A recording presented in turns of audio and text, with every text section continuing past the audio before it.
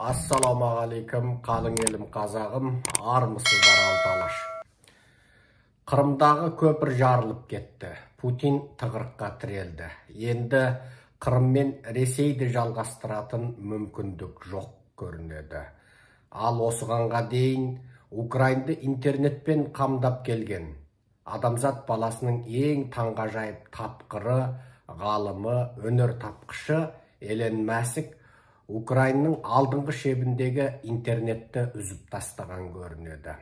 Демек, енді Украинның Ресеймен соғысып жатқан алдыңғы шебіндегі байланыс үзіледі. Ары қарай Украинның дрондары, немесе жеке әскери бөліктердің өзара бір-бірімен қарым-қатынасы, немесе ары қарайғы жасанды ақыл-парасатпен басқарылатын барлық әскери құрылғылар, немесе дрондар бәрі кедергі ұшырайды.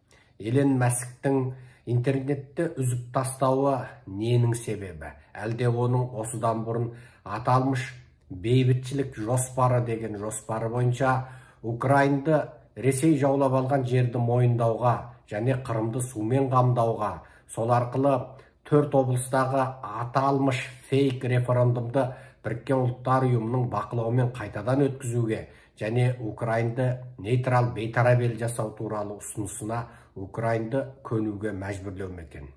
Әлде осыдан бәленбай ай бұрын біз есінен адасқан бір топ орыс кемпірлердің, яғни Путиннің сабақтастары делінетін алжа-алжас шыққан бір топ кемпірдің «Дорогой Элон Маск» деп тұрып, Элон Маскке арнап сөйлеген видеосын бөліскен болатынбыз.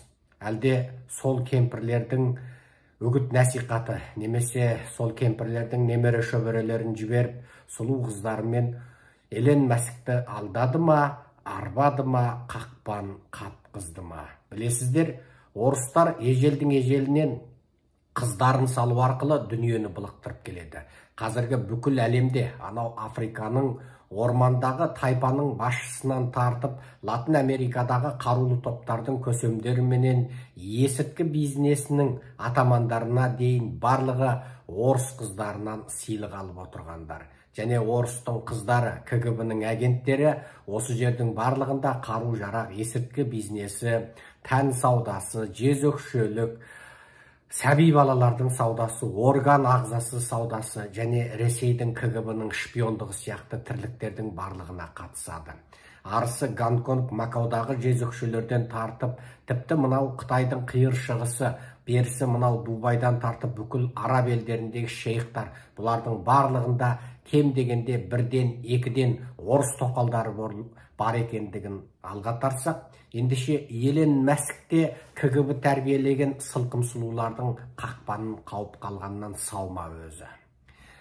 Барлықтарыңыз білесіздер, әлемге әйгілі ғалым, адамзат тарихында теңдесі жоқ тапқыр ғалым Эйнштейннің өзі кезінде орыстың КГБ жіберген 2 агент сұлу қызына алданып, есінен алжасып қала жаздағандығы туралы деректер бар. Тіпті бұл туралы жазылған қаншама дүние бар. Бірақ Эйнштейн ең соңында орысқа алданбайды. Сөйтіп демократияны таңдайды.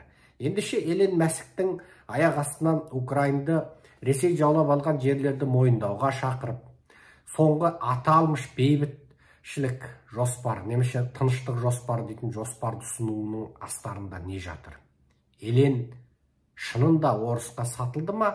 Жоқ, әлде ол Путиннің есерсоқ екендігін біліп, осы есерсоқ Путиннің кесірінен адамзат 3-ші дүниежүзілік соғысқа бетпе-бет келеді. Ендеше бұл құтырған иттің шабына от тастай бермейік. Ол жынды болғанымен біз саумыз ғой деп арағайындық жасап, адамзатты атом соғысынан арашалап қалғысы келіп тұрма. Бүкіл адамзат атом соғысының зардабын тартып, 100 миллиардап, тіпті миллиардтап қырылғанша, Украин 4 облысынан айырылып, сәлде болса зиян шеге тұрсын. Путинда құзғын емес шығар, мың жасамас. Осы сұмырай кеткен соң асықпай қалғанын көре жатармыз дейтін көреген ақсақалдығы бар ма? Оны бір Құдай біледі.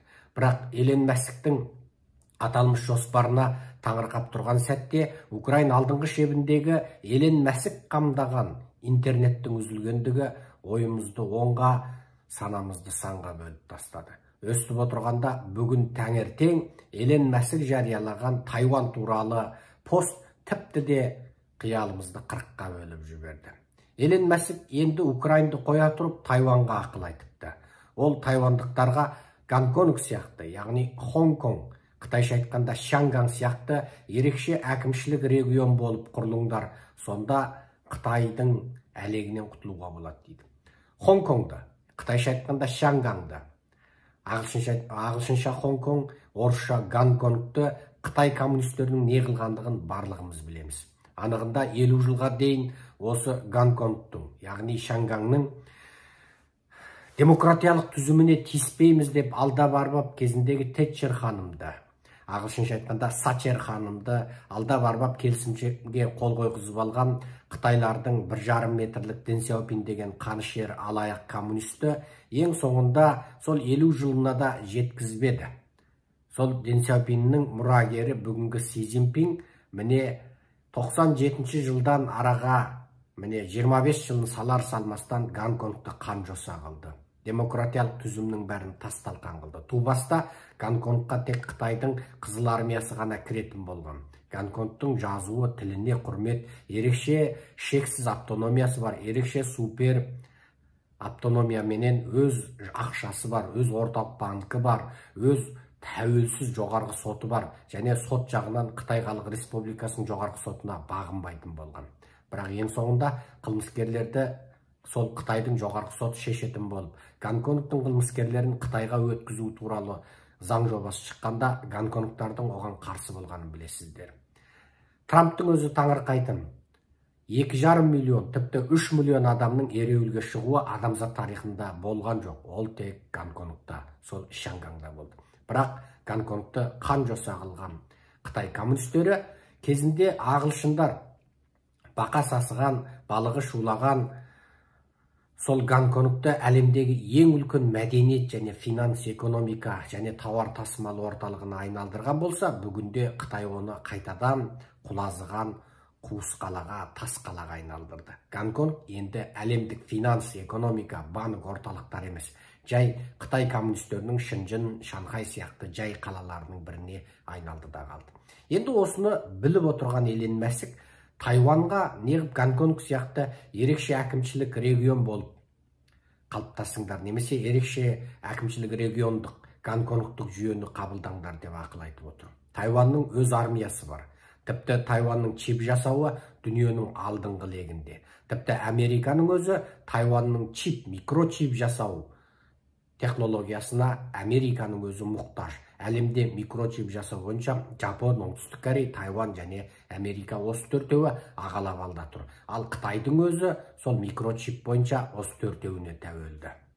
Американың соңғы кезде қатарынан 2 рет Қытайға микрочип және оған қатысты барлық заттарды, технологияларды жібермеу туралы шектеу заңдарына қарасақ, енді алда Қытай ең қарапайымы микропештен тартып, қарапайым кемелер, моторлы көліктер, тіпті мотоциклден тартып, ақыл парасатпен басқарылатын қарапайым компьютерлерге дейін жасаудан мақұрым болады.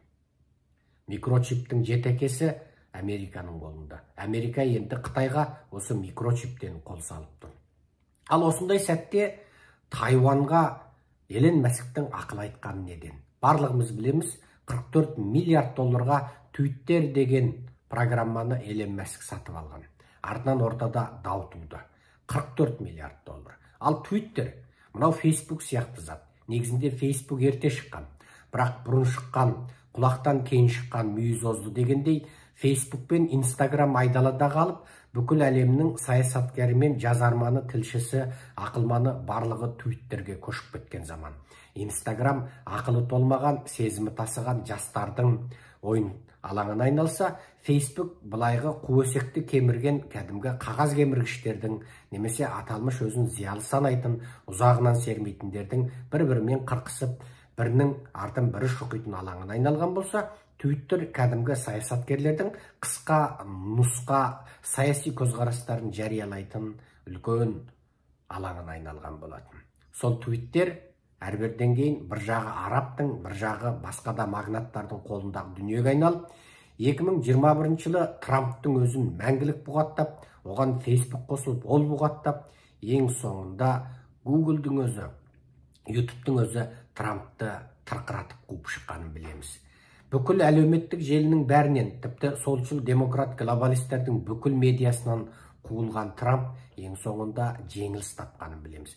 Демек, бүкіл адамзаттың экономикасына, саясатына, тіпті саяси таңдауына дейін әсер ететін осындай үлкен желінің бірден бірі және бірегей Твиттерді Элон Маск қалтасынан 44 теңге шығарып сатып алғандай 44 миллиард долларға ала қойды. Бірақ артынан дау туды. Ол айтты, Твиттердегі фейк аккаунттар, яғни өтірік аккаунттар, компьютермен автоматты жасалған аккаунттар, саяси сайлауларда немесе басқа да бір көзқарастарды үгіттейтін, автоматты бөлісетін, жалпы сол сияқты дұрыс емес аккаунттардың саны 20%-дан асады деді. Ал Твиттер онымыз 5% деп мойындады. Сосын сот тәуелсіз сараптамашыларға салып еді, олар 7 мен 10-ның арасын көрсетті. Енді сот Элон Маскке алсаң да аласың, алмасаң да аласың, саған 3 апта уақыт береміз деді. Енді осы 3 аптаның ішінде Элон Маск Твиттерге 44 миллиардты төлеуге міндетті. Ал Элон Масктың соңғы кезде қаржыдан біраз қысыла бастаған белгілі. Қазіргі адамзаттың ішінде ұрлаған, жырлаған ақшасымен адамзаттың бірінші байы Путин болса, одан кейін екінші бай біздің ұрғары Қарақшы Назарбаев болса, ал заңды тапқан ақшасымен төлеген салық бойынша тиынын есеп-қисабын көрсете алатын заңды байлардың біріншісі осы Элон Маск еді. Және Элон Масктың Шанхайда Тесла дейтін электрмен жүретін көлік өндіретін зауыты бар. Бұл электрлі көліктің зауыты Шанхайда, және ол бүкіл дүние жүзіндегі жалпы осы электр көліктерінің 50%-дан астамын содан өндіреді. Демек, Элон Масктың Қытайдан алатын үлкен пайдасы бар. Енді сол Қытайдан алатын мүддесіне байланысты ол бұғанға дейін тым Қытайға қарсы келмей, ортада нейтрал тұрды. Енді апам таң-таң, мен таң-таң деген сияқты Элон Маск аяқ астынан айдалада жатқан атасы басқа, иті қарағасқа, Тайванға Гонконг құсамайсыңдар ма деп ақыл айтып шыға келген кезде дүние жүзіндегі жұрттың бәрі таңырқап қалды. Тіпті біздің өзіміз бұғанға дейін Элон Маскке іштей риза болып жүретінбіз. Орыстың Роскосмосын банкрот қылып, қазақ жеріне үнемі құлаған зымырандармен, құлаған ракетасымен қазақтың малын да, аңын да, адамын да қырып келген Орыстың Роскосмосын банкрот қылған Элон Масктың ұшып барып қайта қонатын ракетасы еді. Енді осы Элон Маскіміз айдың күннің аманында ақылынан алжасып, бірде Орысты жақтап, бірде Қытайды жақтап шыға келді. Білесіздер, дәл қазіргі сәтте дүниеде бүкіл адамзатқа қауіп төндіріп отырған екі ібіліс бар. Екеуі Дәджал мен Парапар деп айтуға болады. Қазақша айтқанда Тажал. Бірі қызыл коммунист Тажал Си Цзиньпин болса, екіншісі бұрынғы қызыл коммунист, қазіргі қызыл КГБ есінен адасқан Путлер. Яғни Гитлердің аузынан түсіп қалғандай мұрагерлері болған Шитлер мен Путлер бүкіл адамзаттың жауы болып отыр. Кезінде Трамп кеңірдегінен қысып бұрышқа тақағанда Си Цзиньпин жан таппай сасқан кезде дүниеге коронавирусты таратып еді. Енді Украин қолындағы Американың және Еуропаның қаруыменен Путиннің аузы мұрнын қан жоса қылды. Аузы мұрны қан жоса болған есерсоқ Путин өзінің соғыстағы жеңілісіне мойынсал емес. Себебі ол міне осығанға дейін 22-23 жылдық саяси өмірінде дәл осындай осал жағдайға ұшырап көрмеген. Өзіне қарсы шыққанның тілін кесіп, басын қағып алып, тіпті қарсы шығу мүмкін дегенде күні бұрын түрмеге тоғытып жүрген, екі қолы қанға малынған қанішер коммунист КГБ Путин бұғанға дейін дәл бұндай қиын жағдайға тап келмеп еді. Енді міне өзі Ресей территориясы деп қосып болған 4 облысының ірілі ұсақты қала-қалашықтарын украиндар қайтадан жаулап алып жатыр. Кешегі өз өтіріктеріне өздері алданған орыстың импершіл шовинистері енді қарапайым халыққа не айтарын білмей дағдаруда. Өстіп тұрғанда Қырымның көпірі жарылды. Дәл осы сәтте Элон Маск біресе Украинның интернетін тоқтатып, біресе Украинға беріл деп, біресе Украинға сол орыс басып алған жерді мойында деп енді кеп Тайванға қалайтып отыр. Өстіп отырған кезде көзіміз аяқ астынан Францияның халықаралық радио торабына түседі. Сөйтсе Францияның радио торабы Тайванның қарулы күштері, әсіресе Тайванның әуе қорғаныс, теңіз қорғаныс күштері Қытайдың шабуылына төтеп бере алмайды, әп-сәтте жойылып кетеді деген хабар таратыпты. Бұл да кездейсоқ па?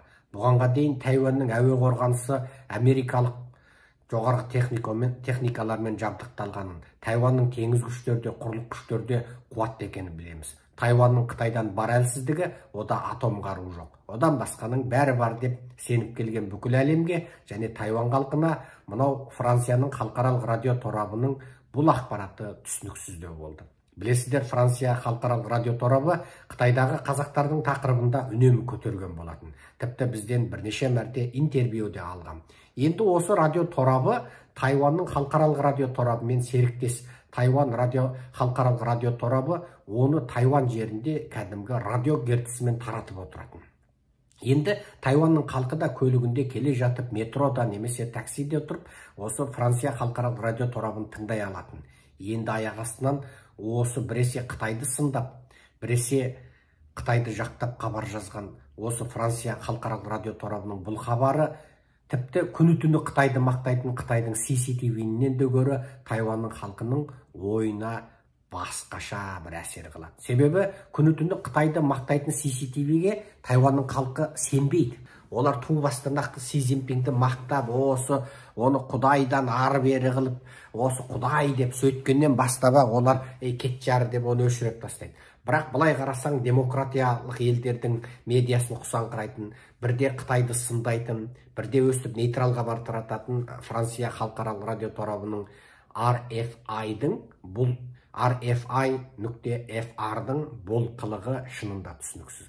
Анығында бұлардың барлығы ұйымдасып отырып, осы Тайваньның халқының Тайвань дербестігіне деген күдігін ұялатайын деп тұрған жоқ па? Жоқ әлде бұның барлығында Қытайдың United Front, яғни бірлік сап, Қытайша айтқанда Тунжан дейтін шпиондық мекемесінің көлеңкесі жатқан жоқ па?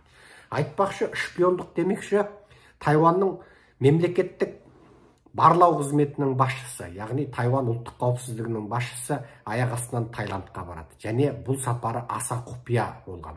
Бірақ өкініштісі, Қытайдағы мәлім бір WeChat текшесі оның Таиланд кеденіндегі суретін жариялап кеп жібереді.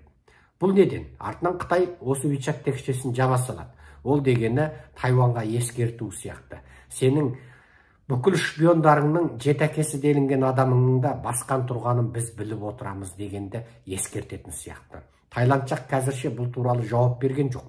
Әрине бұл халықаралық дипломатияда өте үлкен сенімсіздікті білдіреді. Ел мен елдің ортасында әдетте жарияланбайтын құпия сапарлар мүлде құпия сақталады. Бұл халықаралық норма. Ендеше бұны кім жариялап жүр? Егер шындап тексеремін десе, оны білуге болады. Фото сонда қайдан түсірілді, қай градуспен түсірілді, қай жақтан түсірілді, оны кім түсірген болуы мүмкін. Сол әуежайдағы бүкіл камераны тексеріп болса да білуге болады. Енді біреулер бұны Қытайдың жер әлемді қаптаған Huawei камерасына сілтеп отыр. Дәл осы сәтте бүкіл қазақ даласының, даласы түгілі бүкіл қаласын, тіпті ауыл-ауылдағы кәдімгі трассаларға дейін тұтасыменен сергек деп қазақшат қойылған шын мәнде Қытайдың камерасы жаулап алғанын білсек, ендеше бізде не құпия бар? Демек, Қытайдың камерасын алған елдердің барлығын Қытай ашса алақанда жұмса жұдырығында ұстап отыр. Қалың елім, қазағымның қалы не болмақ? Айтпақшы, өте бір сұмдық және өте бір ашынышты хабарды сіздерге жеткізгіміз келеді.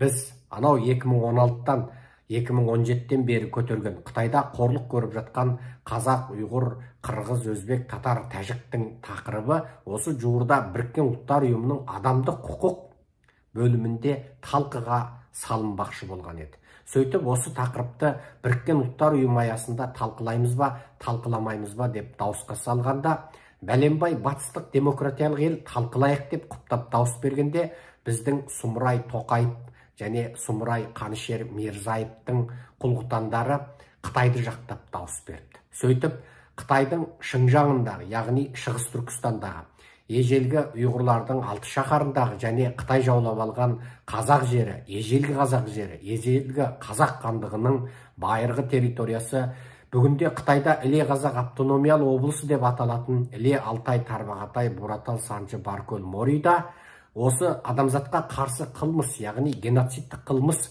бар жоқтығы туралы талқы Біріккен Ұлттар ұйымында өтпейтін болыпты. Тіпті біраз ел нейтрал қалыпты, дауыс бермей қалыс қалыпты. Ал біздің Қанішер Сұмырай ұлт сатқыны, КГБ-нің иті, Қытайдың шпионы, Қытай мен Орыстың басыбайлы құлы, құлақ кесті құлы Тоқаев пен Өзбектің мафиясы Мирзаев, Қанішер Мирзаев, күні кеше екі қолы қарақалпақтардың қанына малынған Қанішер Мирзаев Қытайды жақтап шығыпты. Яғни Мирзаев та, Тоқаев та Қытайдың басыбайлы ит екендіктерін халықараның алдында дәлелдеп, бүкіл дүние жүзінің алдында бір мәрте масқара болды. Бұл мәлім тұрғыдан алғанда қазіргі Өзбектің шын мәнде тәуелсіз Өзбек мемлекет еместігін, қазіргі Қазақстанның шын мәнде тәуелсіз қазақ мемлекеті еместігін дәлелдейді. Өзбекті бұрынғы диктатор, бұрынғы Қанішер, Әндіжандағы Өзбек пен ұйғырдың қанына қолы малынған, қынадай қырған Кәрімов мың жерінен Қанішер болса да, Қытайдан бір тиын алмай, бір өзбекті Қытайға қарыз қылмай кетіп еді. Бірақ мынау Мирзаев деген тойымсыз неме таққа қолы жете сала Қытайдан миллиардтап қарыз алды. Ең соңғы қарызы өткенде Си Цзиньпиннің табанын жалап отырып, әкалап-үкалап отырып алған бәленбай миллиарды бар. Си Цзиньпиннің мойнына бір өрден медал таққансып отырып, тағы түген миллиард алды. Қытайдан алған Өзбектің қарызын ендігі Өзбек алдағы 100 жылда да қайтарып бола алмайтыны белгілі. Ал Назарбаев пен Тоқаев қазақты 1000 жылда да Қытайға қайтарып бола алмайтын қарызға батырып кеткенін білеміз. Демек, Орта Азиядағы осы тоғышар, топас, қанішер диктаторлар қазақтың да Өзбектің де жауы болып шықты. Ал олар міне бүгін бүкіл әлемнің алдында Қытайдың құл екендіктерін өздері дәлелдеді. Беттеріндегі 1000 сан қабат бетперделерін жыртып, Қытайдың құлдары екендігін, Қанішер жауыз екенін, диктаторлармен бір екендігін дәлелдеді. Бұл да мәлім деңгейде тұтас батыс елдерімен одақтаса отырып, Орта Азиядағы қытайшыл диктаторларды құлату үшін үлкен орай деп білуге болады. Өздерінің бетпердесін өздері жыртқан Мирзаев пен Тоқаев мүмкін осы арқылы өздерінің көрін өздері қазып жатқан болуы бек мүмкін. Ал қалың елім қазағым, біздің айтатын әңгімеміз осы. Аман сау болыңыздар.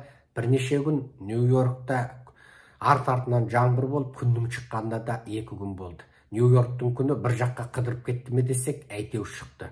Көз тиді ме, суық тиді ме, жоқ жаңбыр тиді ме, аздап жайсызданып 1-2 күн лекциямыз тоқтап қалғанын айыпқа бұйырмаңыздар. Қазақта 2 ауру бар дейді ғой, бірі суық тиген, бірі көз тиген. Мейлі қайсысы тисе де дұға тілектеріңізді арнай жүріңіздер. Құдай бізге қуат берсе, біз де сіздерге үнемі лекция сөйлеп тұруға уәде етеміз.